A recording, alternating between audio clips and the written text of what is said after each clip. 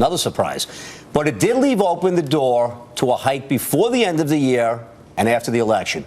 Janet Yellen denying that the Fed considers the timing of the presidential race when making monetary policy decisions.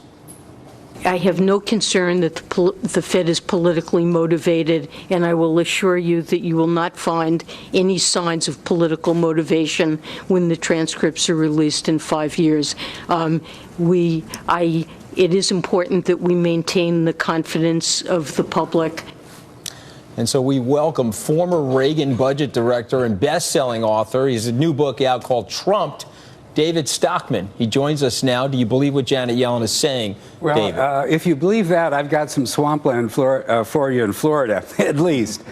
It's not credible, okay? And it really doesn't have to do with the election. I thought the decision yesterday, after 93 months, essentially on the zero bound, was cowardly, clueless, and catastrophic. The only thing this can do is inflate this hideous bubble we already have in the world financial system even more and make the ultimate resolution or crash all the more traumatic. And it is hideous. When you have 13 trillion of government bonds worldwide trading at sub-zero rates, when you have governments getting paid to borrow money, that's hideous. When you have trillions that are being borrowed by the corporate sector in order to trash their own balance sheets and pay out unbelievable amounts, more than 100% of net income in stock buybacks and dividends, that's a hideous bubble. When you have the S&P 500 this moment trading at 25 times trailing earnings, which is what it is, $87 in the latest 12 months, and earnings that are down 19% from their peak, in the face of a world economy that has headwinds everywhere, including the great red Ponzi teetering. So my point is, there are bubbles everywhere, and this can't solve what Yellen... If they're not being influenced by politics, what is the influence? When Janet Yellen sits down on Wednesday and makes that final decision, what is the thinking?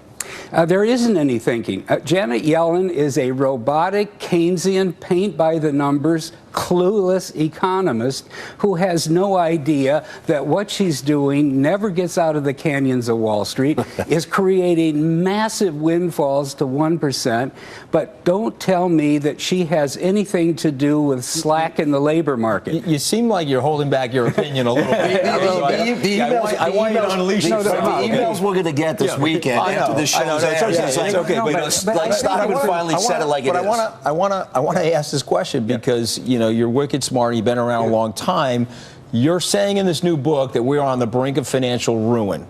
We are. Okay, so what steps can we take to prevent that? Well, first of all, we have to have a house cleaning at the Fed. There has been essentially a coup d'etat. They have taken over the entire financial system. The price discovery is dead. The market doesn't trade on anything. But Tom Russo just explained to the viewers that they are the market maker, for lack of a better way to say it, when there is no price discovery. You disagree with that? I totally disagree. I don't think that's what he's saying, though. Yeah. He's saying that the artificial rates are we agree with that, low that the prices are now beyond analytical. So even their role as lender of last resort, that they've pushed it too far, that they've gone to the point where you can't even get natural price discovery. Absolutely. There is no federal funds market anymore. When I was in government in the 1980s, that's what everybody looked at. There were market watchers and so forth. The federal funds market today is the Fed. There's $2.5 trillion of excess reserves in the banking system. They are pegging the rate. It's price control.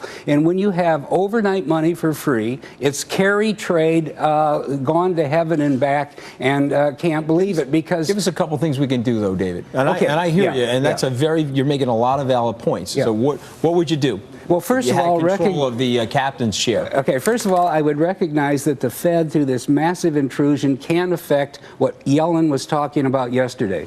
Yes, there's a massive amount of slack in the labor market, but it's due to technology, it's due to social policy, it's due to transfer payments, regulation, taxes, competition with cheap labor all around the world. It's not a monetary policy. She shouldn't even be talking about it. Beyond that, the participation rate is hooked up by a tiny little bit, but but if you look at male prime-age workers, we're at the lowest level we've been in 40 years. So clearly, after all this money printing, nothing has happened to change the so-called slack. Secondly, inflation coming in too low. What is she talking about?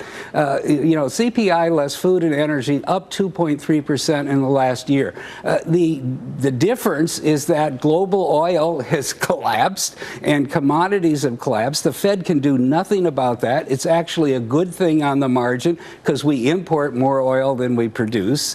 And beyond that, the wage earners in America, I call it flyover America, that's what's in my book, are being killed by inflation targeting, by the fact that cost of living is going up faster than their wages. If I'm at home watching this program, and I agree with everything you just said, and this is a program about long-term investors, that's the type of advice we try to bring viewers every week.